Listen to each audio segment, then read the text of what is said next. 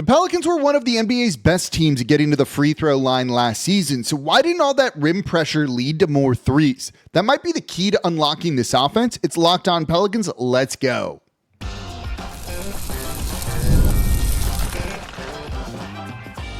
You are Locked On Pelicans, your daily New Orleans Pelicans podcast, part of the Locked On Podcast Network, your team every day. Welcome to Locked On Pelicans. I'm your host, Jake Madison. The Pelicans ranked 6th in free throw attempts per game last year. You hear me, if you're a longtime listener of this show, talk a lot about efficiency. And I look at, there's a number of ways you measure that, but a lot of it is like points per shot attempt or points per shot type. The number one most efficient spot in the league to score is at the free throw line, believe it or not. When you look at points per play, points per shot attempt, points per shot type, free throws grade out at number one every single time. You get there, it's one shot, two shots, but you shoot a high percentage from it, which is what makes that so worthwhile. If you're an 80% or it's really 75% shooter or above from the free throw line, that's better than scoring at the rim, which is the number two thing, then the corner three, then above break threes, then mid-rangers.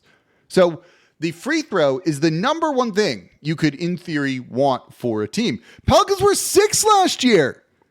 That's a pretty good number when you think about it here. And it kind of makes sense with the way this team is built and the things that they want to do. And they jumped up from 14th the year before.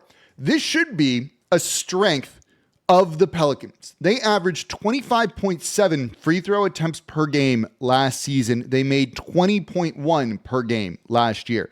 They also shot 78.4% as a team. That's 14th, so middle of the pack there. But this isn't just a bunch of like empty volume from bad foul shooters. But the Pelicans were also only 25th in terms of three-point attempts at 32.1 per game last year. And I'm going to want you to remember that number because it's really going to come up in the second segment here. The Pelicans found an offensive strength last year. It's, truthfully been an offensive strength since Zion Williamson has been here in New Orleans. And this is a team that should lean into it more. This, I think, should really be part of this team's identity. And it's also the type of identity that I think Joe Dumars and the front office want to embrace, along with Jamahl, Mosley, and the coaching staff here. There weren't many things the 26-win New Orleans Pelicans did well last year, but getting to the line was definitely one of them. And when you look at their players and think about how these guys play, you're not going to be shocked at this. Zion Williamson went to the free throw line 7.5 times per game. That's one of the top numbers in the league, it truthfully is. Saddiq Bey, 4.1. Trey Murphy, 3.7. Derek Queen was right in there, too, at 3.4. When he played in limited minutes, DeJounte Murray at a little over 3 times per game. Jeremiah Fears at 3 times per game. Those are a lot of like heavy usage guys that get fouled and go to the free throw line, and that's exactly what you want to see from this team. When you look at free throw rate, Zion Williamson goes to the line about basically like half the time he takes a shot attempt, essentially. Derek Queen is like 37%. It's free throw rate. So it's the number of free throw attempts per field goal attempt here. Zion Williamson, 0.576, which is a very high number. Derek Queen at 36.5 is also a good number. Messi is in there too at 34.7. Saddiq Bey at 30%. Those are all really high percentages and show a team adept at getting to the free throw line here. So if you're looking for the current roster, and look, the current roster is basically the same as last year's roster, right? If you're looking at the current roster and wondering, what do they do well? You can point to this here. That's important. With Zion Williamson as the engine here, and that's Zion Williamson getting the line 7.5 times in only 29.7 minutes per game. Keep that in mind he is doing this in like the fewest minutes per game he's ever played. He was 3rd on the team in minutes per game, getting the line 7.5 times. It's pretty incredible. He was also better from the free throw line, 71.6% compared to 65.6 the year before that here. But Zion getting to the line that much also gets you into the bonus early. So all of a sudden, any foul, not just a shooting foul, sends the Pelicans to the free throw line. When you're in the bonus, start hammering that. That is something that we've seen. The Pelicans get into the bonus really early and then just lack that aggression, lack that physicality from the team over the past couple of years. And you don't take advantage of this sort of thing here. You know, if you can get Zion Williamson shooting 75% from the free throw line, I'm not envisioning him being an 80% or a better shooter, but if he can do 75%, you know how much that's going to scare defenses here? And does that just mean, cool, they let him kind of blow through defenders and get a layup? I think that impacts it a little bit. But if you also want someone like Trey Murphy, who's gotten significantly better at putting the ball out on the court, dribbling and attacking overly aggressive closeouts and bad closeouts on him from three, he can get to the line, I think. Derek Queen operates in the spot that should just draw fouls and get you to the line. And we also know about Jeremiah Fears, who just relentlessly attacks downhill. If he can put on some more muscle, draw contact in a way that he wasn't doing last season, and look, he looks pretty jacked. So does Trey Murphy too. These players are able to draw more contact all of a sudden. This team, there's no reason why settle for top 6? Why not be number 1 in the league? They were only about 2 attempts per game behind the top team in the league last year. Go and do that sort of thing in a year where we do not know what this offense is going to look like and if it'll even work, right? We're going to talk about spacing, 3-point shooting, all of that in the next segment. Then we're going to get into number 24, by the way, on the top 25 countdown. You're not going to like it. It's Eric Gordon. I had to put him in there somewhere. 24 sounds about right. I'll give you the reason why later in the show here. So if you can take advantage of getting into the bonus early, that also is potentially going to help your defense too. If you can get guys in foul trouble and they're riding the bench and a backup comes in, that guy's not going to be as good as the starter that's out of the game all of a sudden. Your defense gets a little bit better when it comes to this sort of thing, I think. One of the parts when I was kind of thinking about this even more so and why I think they should really lean into this, right? One, they're just not going to have the shooters to generate the volume you want in terms of 3-point attempts because that number's still very, very low. We'll talk more about that next.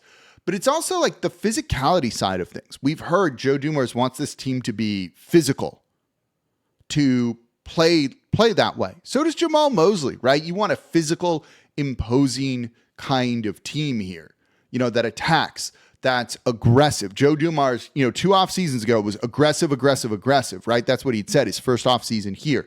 So it's discipline a little bit different. Oh, that's not a bad show, is it? Kind of the change from aggressive to discipline. Interesting here.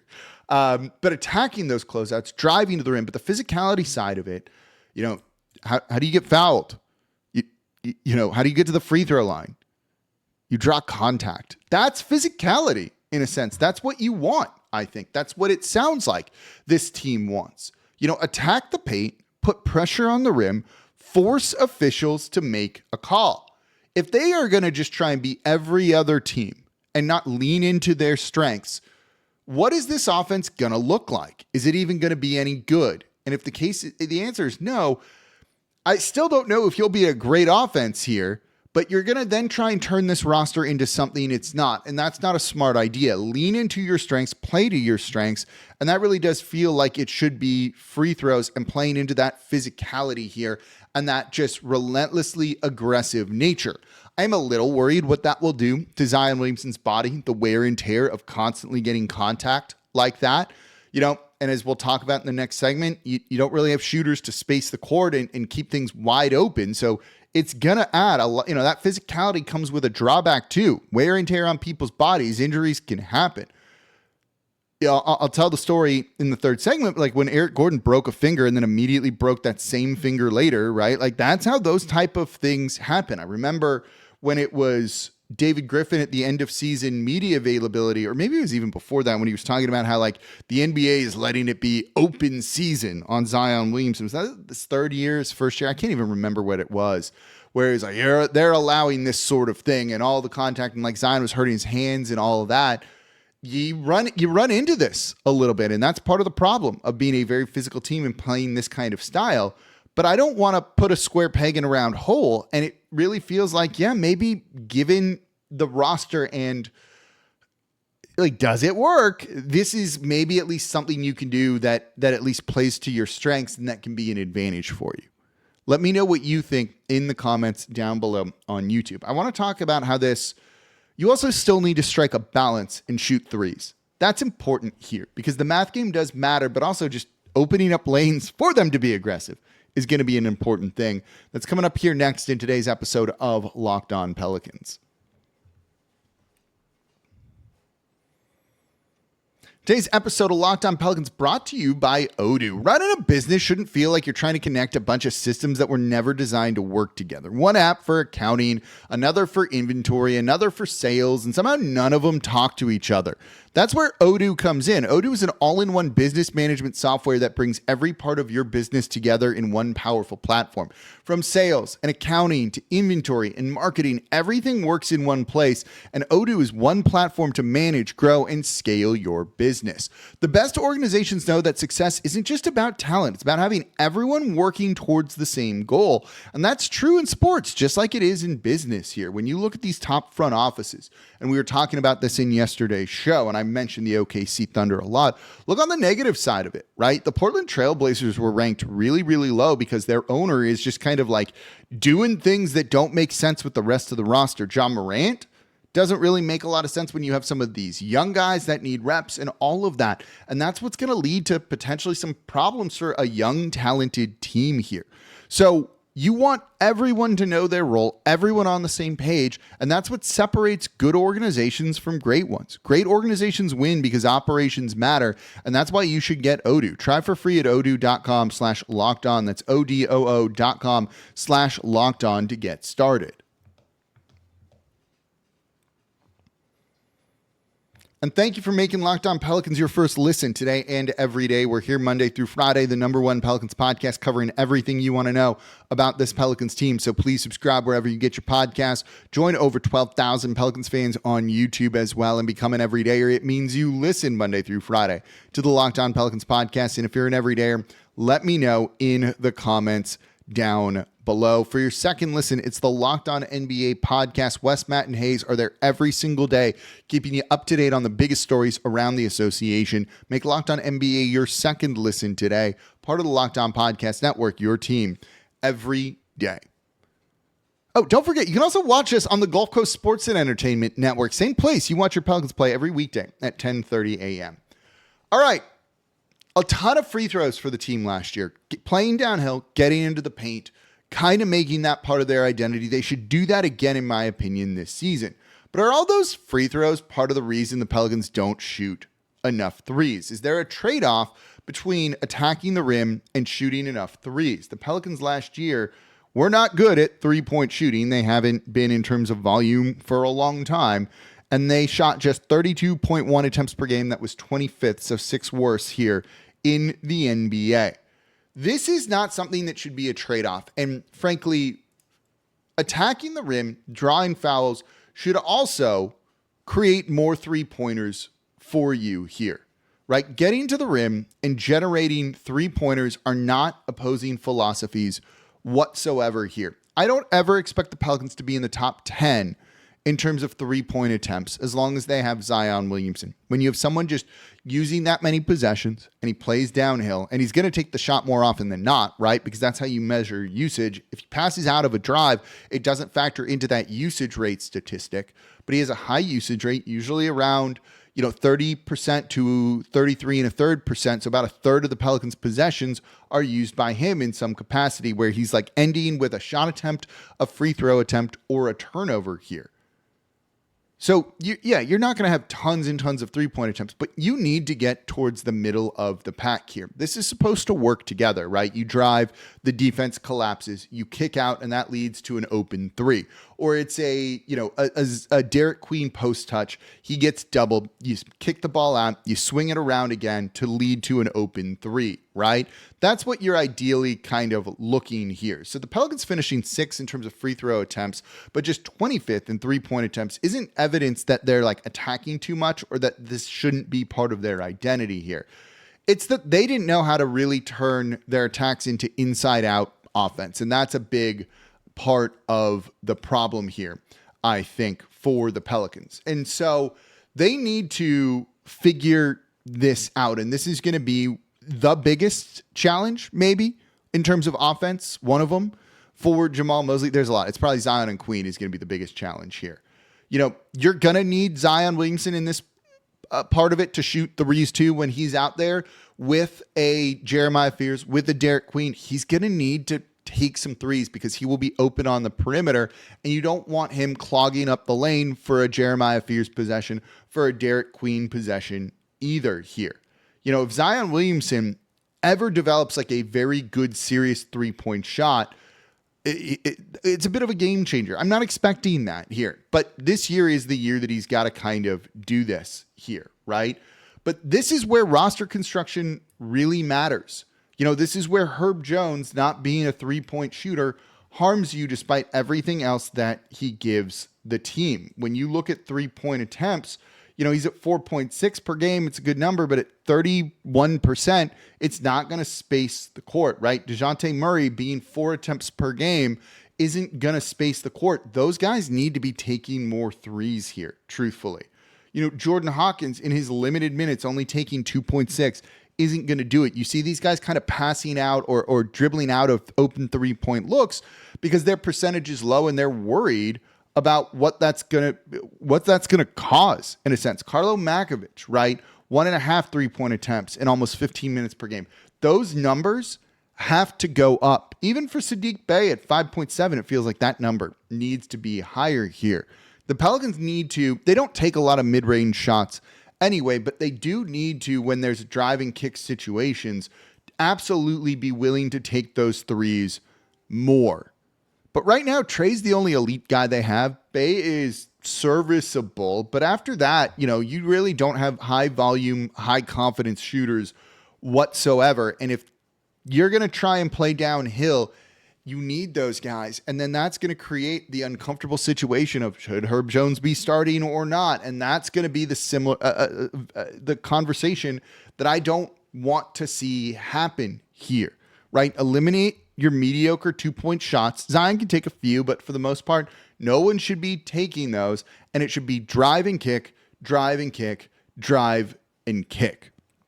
And that's what they need to be doing more of. And so when guys get the ball, you got to be shot ready. You got to be confident and just do it here, right? You don't want the Pelicans to lean into bad shots.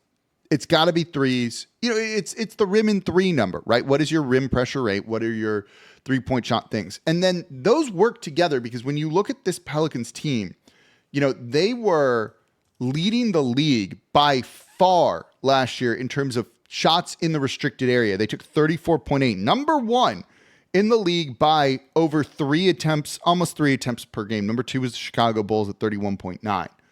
The Pelicans, though, when you take that many shots, you better be good at this. And the Pelicans weren't. They were second worst at field goal percentage in the restricted area at 63.9%. Part of that is the lack of spacing, right? Zion going into 2-3 guys and he doesn't trust his teammates to make shots or whatever. So he's just going to try and finish through that. And while he got better at finishing at the rim last year, it's not the number it needs to be. That number needs to be in the 70s, if not higher than that. But the 70s are where it needs to be, if not closer to 75%, in my opinion. That's a little unrealistic. High 60s would be good too. That would be a game changer for the Pelicans offensively. But here's the thing. Teams are still going to throw 2-3 bodies at Zion Williamson. When Fear starts to get good at this and draw fouls, they're going to throw 2 bodies at him. Same for Derek Queen. You're going to need to kick the ball out before you hit that wall, and those guys need to be shot ready. That's the key to making this all work next year. Even if you don't add more 3-point shooters, they better take the shots and hope that you can do it in just pure volume. Truthfully, the Pelicans' shot profile next season should not have mid-rangers in its diet. It should be in the restricted area and from 3 for the most part. Even in the paint, those longer, I don't want to call them long, but longer paint shots, right? In the paint, non-restricted area here. Here's the difference in this. You might think that's good, right? The league leaders in terms of restricted area field goal percentage was 74.4%. That same team, doesn't matter who they are, shot 49.4% from the field in the paint, but not in the restricted area, and that led the league, right? That's about a 25% drop or so in terms of field goal percentage. It's in the restricted areas where the money is, not in the paint, but in the restricted area. That's a pretty stark contrast, right? In terms of that, the league leader at 74.4. They also led the league in the paint, non-restricted area field goal percentage, and it was 25% less. It changes everything for you. Get into the paint, kick it out from three. That's what this offense needs to do. That's what Jamahl Mosley needs to be coaching on. Coming up next, y'all are going to hate this one. We're continuing the top 25 countdown when it comes to players here. Eric Gordon. Can I interest you in him at number 24? I know you're not going to like this. I'm sorry, but he's on the list. That's coming up here next in today's episode of Locked On Pelicans. Today's episode of Locked On Pelicans brought to you by FanDuel. Baseball fans, if you think you know who's hitting a homer today, FanDuel is giving you a free chance to call your shot with daily dingers. It's super easy to play. Just make your free pick for who you think will hit a home run in their game. And if you're right, you're going to receive a profit boost to use on your next bet for a chance at extra winnings. And best of all, you can make a free pick every day throughout the MLB season. Daily dingers is another fun way to stay engaged with every day's games. Whether you're following your favorite team or keeping an eye on matchups across the league, every game has someone capable of going deep, and now you get your chance to make your prediction before first pitch. Sometimes it's a hitter who's been on a hot streak, a favorable pitching matchup, even a ballpark that tends to give up home runs. Those are the things you want to look for before making your daily dingers pick. So are you ready to play your game today? Just pick Shohei Ohtani. Join all the action at FanDuel.com. That is FanDuel.com to play daily dingers and make your free pick on who's hitting a homer. Play ball and swing for the fences on FanDuel, an official partner of the MLB. Thanks for making Locked On Pelicans your first listen. We are part of the Locked On Podcast Network, your team every day. Make Locked On Saints your second listen today. Also part of the Locked On Podcast Network, your team every day. I got the branding in there. All right, counting down the top 25 players. I've made a list. We're going reverse. It was Gravis Vasquez yesterday. It's Eric Gordon checking in at number 24, in my opinion. And honestly, he's probably one of the strangest players to rank. Because look, he was a talented player, a very talented shooting guard, scoring guard that could do a lot of things here. The problem is that almost everything surrounding his time in New Orleans makes it really difficult to remember his tenure fondly. But also longevity, and time with this team matters. And he played 5 years with the New Orleans Pelicans. And that says something, because do you know how few players kind of are like at that level when it comes to it? That's very much a difficult thing here. So Eric Gordon is checking in at 24. He was kind of the centerpiece, it felt like, along with the Timberwolves pick, of the Chris Paul trade with the Clippers. At 23 years old, he was just coming off a 22-point game, points per game season here. And it felt like you were getting a foundational player here. And then immediately, injuries changed everything, as they often do. Eric Gordon, in his first year in New Orleans, played just 9 games. That's it, right? Next year, Eric Gordon played 42 games, and that was it. Missed 29 games because of a bone bruise in his right knee. Things finally started to pick up the next 2 seasons, 64 games, and then 60 in 2014, 2015. That's the year, I want to say, the Pelicans made the playoffs here and lost, unfortunately, to the... It was the 14-15. I keep clicking on the wrong thing here. Here we go. To the Golden State Warriors in the first round. Fun watch parties, by the way, if you remember those. That season here. Before ultimately another kind of injury-plagued final year, and then he went to Houston here. But in 5 years with New Orleans, 15.3 points per game. He also shot 39% from three on almost 5 attempts per game. It's pretty good, right? Like overall, it was pretty good. Here's the problem with Eric Gordon. Right? Eric Gordon has the issue where, after his first year here in New Orleans, just 9 games, he wanted to go to Phoenix, right? And that was kind of the problem here. Phoenix, as a restricted free agent, pursued him aggressively, offered him a 4-year max deal, $58 million. And Eric Gordon didn't hide the fact that he wanted to go there. And he has a quote that you probably still remember, and that was, quote, "Phoenix is just where my heart is now." That's brutal to hear, especially after he was a centerpiece of the Chris Paul trade. You just traded Chris Paul. Gordon's supposed to be the guy going forward. He plays 9 games for you because he's hurt, enters restricted free agency, visits Phoenix, and then publicly asks you to not bring him back. He even said he'd be disappointed if if New Orleans, then Hornets, matched the offer. New Orleans did anyway. Eric Gordon tried to kind of repair that damage, but the damage was done, and his reputation at that point never recovered here. In that final year, when you look at him, kind of almost perfectly sums up his tenure. He actually played the first 41 games of that year, then broke the ring finger on his shooting hand in January. He had surgery, mixed 16 games, came back, dropped 31 points in his first game back. Maybe things were going to be good. 4 games later, he breaks the exact same finger again. Surgery, season over.